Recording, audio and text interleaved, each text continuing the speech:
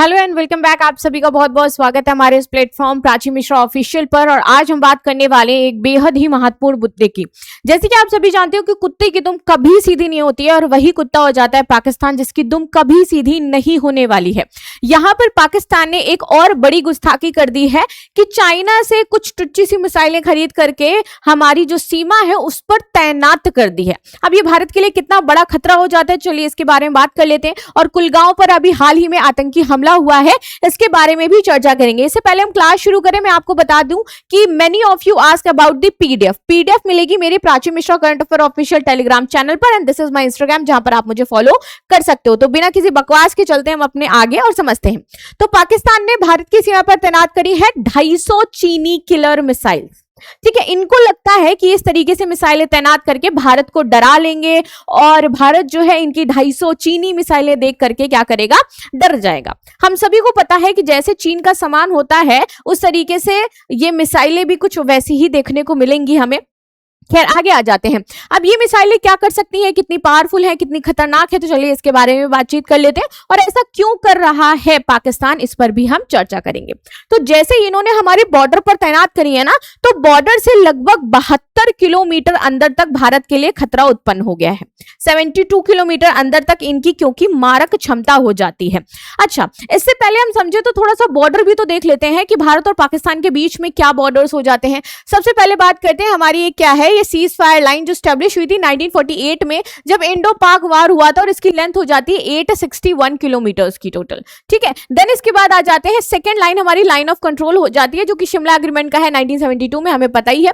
इसके बाद working boundary between जो पंजाब एंड द आईओके हो जाती है, दैट इज 202 किलोमीटर। ये आईओके नहीं है, एक्चुअली ये पीओके है, पाकिस्तान ऑक्यूपाइड कश्मीर। मुझे लगता है कि ये किसी पाकिस्तानी ने नक्शा बनाया है और इस तरीके से ये सारी चीजें कर दी हैं। एंड देन इसके बाद हो जाती है ये Radcliffe line from Punjab to Sindh province हो जाती है, जो 2100 किलोमीटर के आसपास आपको देखने को मिल जाएगी यहाँ पर। और इन्होंने क्या किया है, जम्मू कश्मीर को भी अपने उसमें मिलाने की कोशिश करी है, नक्शे में दिखाने का ट्राई किया है। राइट, तो हम इनकी सारी चीजों को यहाँ पर खारिज करते हैं और थोड़ा सा आगे बढ़ते हैं और समझते हैं इसमें।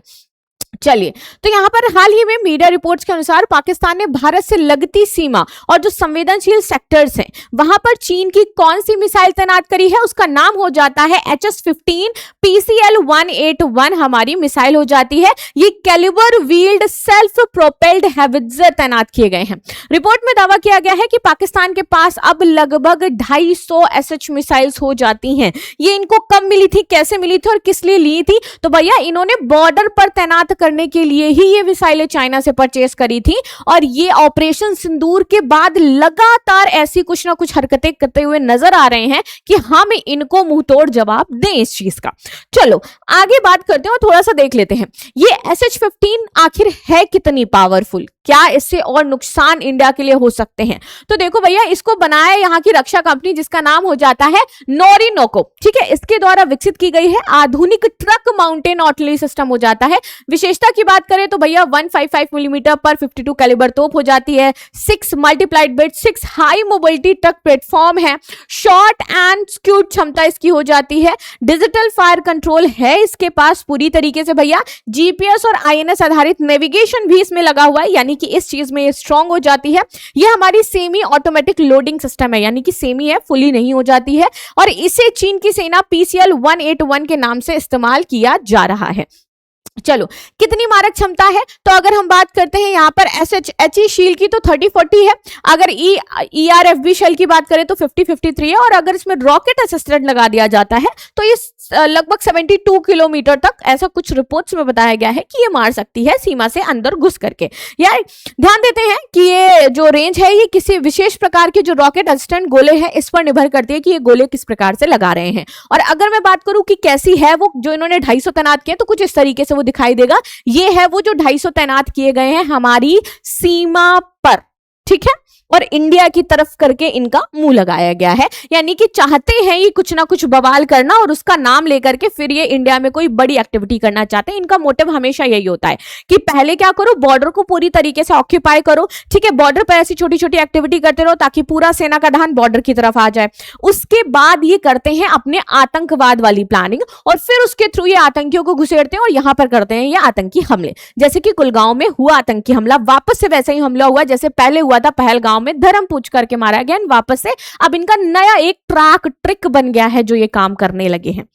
वैसे बहुत ही निहायती चीज हो जाती है जो इनके द्वारा हमेशा परफॉर्म करी जाती है एक धर्म के नाम पर कि भैया हम क्यों कर रहे हैं, क्योंकि अपने धर्म का प्रचार और प्रसार करना चाहते हैं। मुझे नहीं लगता इस दुनिया में कोई भी धर्म ऐसा कहता होगा कि किसी को मार करके या जो बेगुनाह लोग हैं उनको मार करके आप अपने धर्म का प्रचार और प्रसार करें, राइट। चलिए आगे आ जाते हैं। पाकिस्तान को ये तोपें आखिर मिली कब थी? तो इन्होंने 2019 में ऑर्डर दिया था और फाइनली 2022 से इनको ऑर्डर जो डिलीवर है वो होना शुरू हुई और 2022 में इनको ये तोपें मिली है।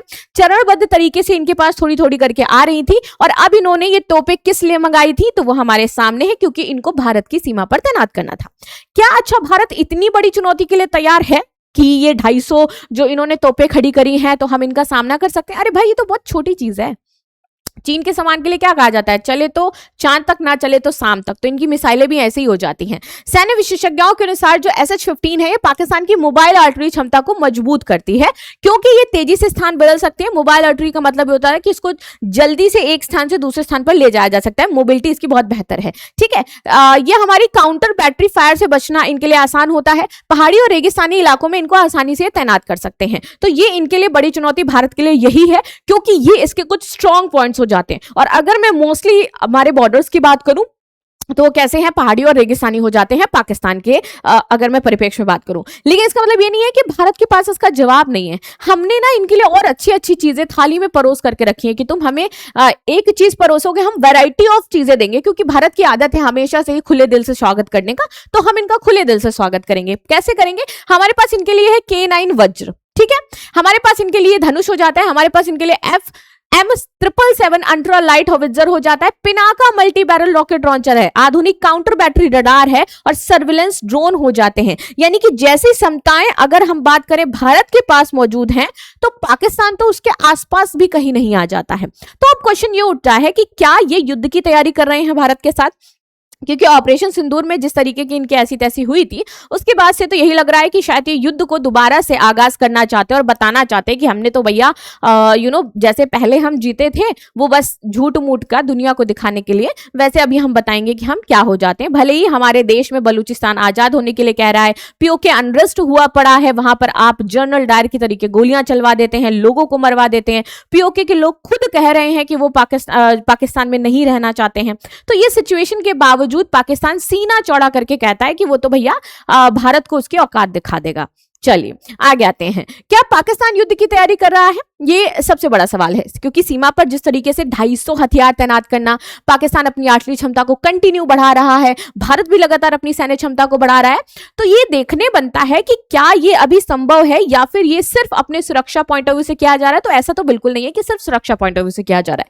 कहीं ना कहीं यह आशंका जरूर है कि जैसे ऑपरेशन सिंदूर में हुआ था उसके बाद से ही इन्होंने क्या करना शुरू किया, अपनी सैन्य जो क्षमता है उसको बढ़ाना शुरू किया है, क्योंकि औकात पता चल गई थी ना भाई कि क्या मेरी औकात हो जाती है। तो उसके बाद से जैसे कंटिन्यू अपनी जो सैन्य क्षमता उसको बढ़ा रहे हैं ना, उससे ये समझ में आ रहा है कि ऐसा कुछ चाहते हैं, कहीं ना कहीं करके उकसाना चाहते हैं और युद्ध वापस से शुरू करना चाहते हैं। बट इंडिया क्या है, बहुत सारी चीजों में बहुत पेशेंस रहता है, सही समय का एक तरीके से इंतजार जो है वो करता है। बट मुझे लगता है भारत को ना अब ज्यादा इंतजार करना नहीं चाहिए, POK ले ही लेना चाहिए। जब हमने इतना सब कर ही दिया है तो ये भी कर ही लेते हैं।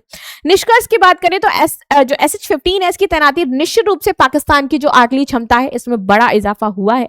हमें अपने दुश्मन को कभी कमजोर नहीं आंकना चाहिए।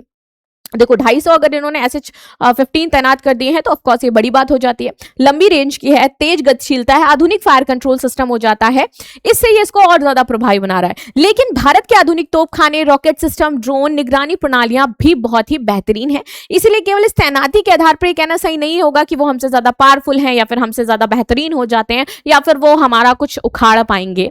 वो कभी नहीं उखाड़ पाए तो अब क्या उखाड़ पाएंगे। खैर, तो ये था आज का हमारा टॉपिक। बाकी आपकी क्या राय है कि कैसे ये ये जो पाकिस्तान नामक दुम है ये कैसे सीधी होगी, क्या ये कभी सीधी हो सकती है या नहीं हो सकती है? आपको क्या लगता है, और क्या आपको लगता है कि अभी ये सही समय है? क्योंकि पाकिस्तान में पूरी तरीके से अनरेस्ट, गृह युद्ध एक तरीके से मचा पड़ा है। तो अभी क्या भारत को सपोर्ट करके पहले बलूचिस्तान को आजाद करना है, फिर उसके बाद पीओके को अपने कैप्चर में ले लेना है? भारत के लिए काफी बड़ी ये जीत होगी। आप लोगों का क्या कहना है जरूर बताइएगा। सो मिलते हैं नेक्स्ट क्लास में, तब तक के लिए धन्यवाद। लाइक शेयर सब्सक्राइब करना बिल्कुल भी ना भूलें, and thank you so much for joining this session.